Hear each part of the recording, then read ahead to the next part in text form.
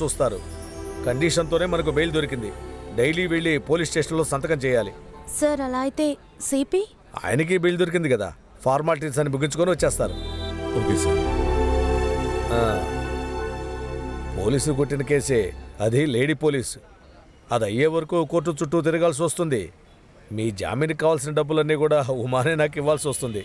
ఆ లెక్కలేంటో మీరిద్దరే చూసుకోండి. మీరు రియాక్ట్ అయింది మంచిదే. ఎక్కడ ఏ ప్రదేశంలో రియాక్ట్ అవ్వాలో అక్కడ అవ్వాలి. ఎవరికి ఉపయోగం లేని విషయంలో మీరు పోరాడుతున్నారు. కాకి రెట్టేయటానికి ఇప్పటికే చాలా శిలలున్నాయి. మీ నాన్నగారిని కూడా ఆ లైన్లో నిలబెడతారా?